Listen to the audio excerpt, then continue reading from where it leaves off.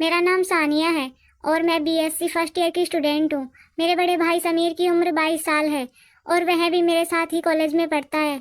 हमारी क्लास सुबह 9 बजे शुरू होती है और हम दोनों भाई बहन एक साथ ही कॉलेज के लिए निकलते हैं। इसलिए पापा ने हमारे आने जाने की सुविधा के लिए हमें एक बाइक खरीद कर दे दी थी। भाईजान बाइक चलाते थे और मैं उनके पीछे बैठकर कॉलेज जाती थी। दोस्तों, समीर भाईजान मेरे सगे भाई नहीं हैं, क्योंकि मेरे सगे पापा के इंतकाल के बाद मेरी अम्मी ने समीर भाईजान के पापा के साथ निकाह कर लिया था। इस हिसाब से समीर भाईजान मेरे सौतेले भाई हैं। दोस्तों, मैं नहीं जानती थी कि मुझे अपने सौतेले भाई के साथ वह सब करने का मौका मिलेगा, जिसके बाद मेरी पूरी ज़िंदगी ही बदल जाएगी। मेरे मम्मी पापा दोनों सरकारी नौकरी में हैं, इसलिए वे दोनों सुबह 8 बजे अपने ऑफिस के लिए निकल जाते हैं। अम्मी पापा के ऑफिस चले जाने के बाद मैं और मेरा भाई अपने अपने कामों में लग जाते हैं। क्योंकि हमारे घर में एक ही बाथरूम है, तो पहले मैं नहाकर तैयार हो जाती हूँ, फिर मेरा भाई नहाने जाता है। आमतौर पर लड़कियों को नहाने में ज़्यादा समय लगता है, इसलिए पहले मैं नहा लेती हूँ। सारे काम खत्म करने के बाद हम दोनों कॉलेज के लिए निकल जाते हैं और शाम को 3 बजे वापस आते हैं। कभी कभी हमारे अम्मी पापा ऑफिस से जल्दी घर आ जाते हैं और कभी कभी उनको काफ़ी देर हो जाती है, इसलिए हमारे मेन गेट की चाबी हम सबके पास रहती है। हमारा हर एक दिन इसी तरह बीतता था, लेकिन उस एक घटना ने मेरी पूरी ज़िंदगी बदल दी। अब आप इसे गलती समझो या फिर जानबूझकर की गई कोई हरकत, लेकिन उस दिन बहुत कुछ हुआ था। हर दिन की तरह अम्मी पापा, मैं और भाईजान सब साथ बैठकर नाश्ता कर रहे थे। नाश्ता करने के बाद अम्मी पापा अपने ऑफिस के लिए निकल गए। उसके कुछ देर बाद मैं नहाने के लिए बाथरूम में घुस गई और बाथरूम का दरवाज़ा बंद कर लिया। उसके बाद मैं अपने कपड़े उतारकर साइड में रखने ही वाली थी कि अचानक मुझे बाथरूम के दरवाजे के नीचे से एक परछाई आती हुई महसूस हुई। मैं उस परछाई को देखकर डर गई, लेकिन फिर मैंने सोचा कि शायद मुझे वहम हुआ होगा। इसके बाद मैं नहाने लग गई। मैं अपने चेहरे पर साबुन लगाने ही वाली थी, तभी मैंने देखा कि वही परछाई फिर से दिखाई दे रही है। इस बार मेरा शक यकीन में बदल गया और मैं समझ गई कि कोई मुझे नहाते हुए देख रहा है। लेकिन फिर मैंने सोचा कि इस समय तो हमारे घर पर भाईजान के अलावा कोई और नहीं है। मैंने खुद को समझाया कि ऐसा नहीं हो सकता, यह मेरा वहम ही है। इसलिए मैंने बुरे ख्यालों को अपने दिमाग से हटा दिया और शावर चालू कर दिया।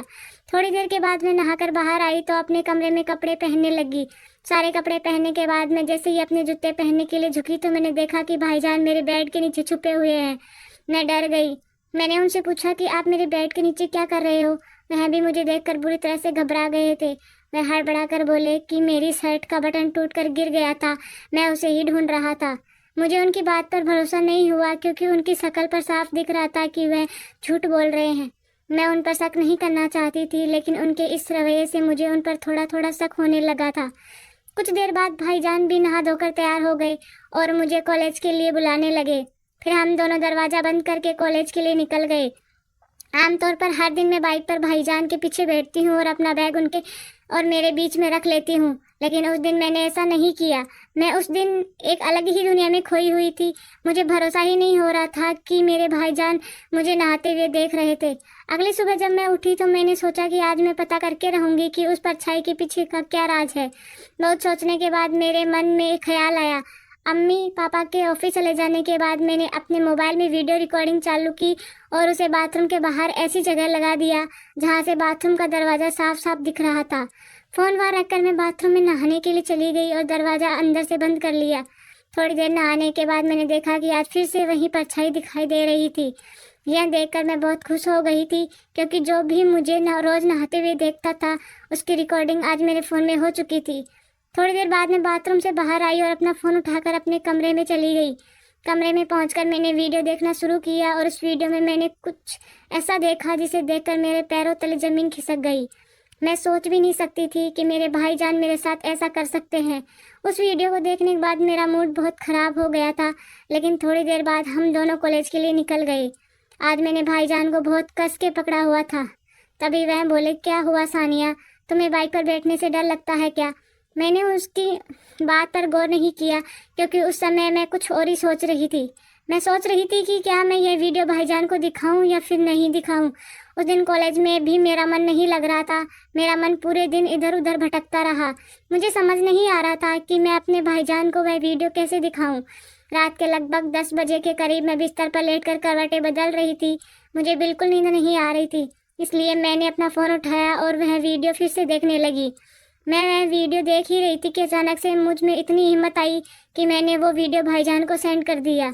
अब मैं इंतज़ार कर रही थी कि कब वह मेरी वीडियो सीन करेंगे। लगभग 20 मिनट बीत चुके थे, लेकिन अभी तक भाईजान ने वीडियो खोलकर नहीं देखा था। मैं सोचने लगी कि भाई वीडियो क्यों नहीं देख रहा है। लगभग 1 घंटा बीत चुका था, लेकिन वह वीडियो अभी तक नहीं देखा गया था। ऐसे ही आधी रात बीत गई, लेकिन मुझे कोई जवाब नहीं मिला और मैं निराश होकर सो गई। अगले दिन रविवार था और हम सब घर पर ही थे। हम सब ने एक साथ बैठकर नाश्ता किया, लेकिन नाश्ते के दौरान मैंने अपने भाईजान में कोई बदलाव नहीं देखा। इसलिए मुझे लगा कि उन्होंने अभी तक मेरी वीडियो नहीं देखी है। नाश्ता करने के बाद मैं अपने कमरे में चली गई। मैंने कमरे में जाकर अपना फ़ोन चेक किया तो मेरे दिल की धड़कनें बढ़ने लगी, क्योंकि भाईजान ने मेरा वीडियो देख लिया था। फिर मैंने कुछ देर इंतज़ार किया, लेकिन सामने से कोई जवाब नहीं आया। मैं अपने भाईजान के जवाब का इंतज़ार कर रही थी, लेकिन दोपहर तक भी मुझे कोई जवाब नहीं मिल पाया। दोपहर को हम सब एक साथ बैठकर खाना खा रहे थे, तो मैंने देखा कि भाईजान चुपचाप अपना सर झुकाकर खाना खा रहे हैं। फिर समीर भाईजान अपना खाना ख़त्म करके उठे और अपने कमरे में जाने लगे। तभी मैंने अम्मी और पापा के सामने उनसे कहा कि समीर भाईजान, मैं थोड़ी देर बाद आपके कमरे में आऊँगी। वह बिना कुछ बोले अपने कमरे में चले गए। सबका खाना ख़त्म होने के बाद मैंने और अम्मी ने सारे बर्तन उठाकर किचन में रखे। उसके बाद अम्मी पापा अपने कमरे में चले गए और मैं सीधा समीर भाईजान के कमरे में चली गई। मैंने उनके कमरे में पहुंचते ही दरवाज़ा बंद किया और उनके पास जाकर खड़ी हो गई। मैंने उसके पास जाकर देखा तो उसकी आंखों से आंसू बह रहे थे। शायद उसे अंदर ही अंदर बहुत बुरा फील हो रहा था। वह इस तरह की फीलिंग से न गुजरे, इसलिए मैंने आगे बढ़ाकर उसे गले लगा लिया। मैंने धीरे से उसके कान में कहा कि कोई बात नहीं भाईजान, इस उम्र में इस तरह की गलतियां हो जाती हैं, और वैसे भी हम कौन सा सगे भाई बहन हैं। भाईजान ने मेरी तरफ हैरानी से देखा और कहने लगे, तो क्या हुआ, आखिर रिश्ता तो भाई बहन वाला ही है ना, हम दोनों को अपनी लिमिट में रहना चाहिए। मैंने उन्हें चिढ़ाते हुए कहा, अच्छा आज आपको अपनी लिमिट याद आ रही है। उस दिन जब मुझे नहाते हुए देख रहे थे तब अपनी लिमिट याद नहीं आई थी। उनका उदास चेहरा देखकर मैंने कहा कि अब आप इसकी चिंता मत करो, आप हमेशा मेरे भाईजान रहोगे और मैं आपकी छोटी बहन रहूँगी।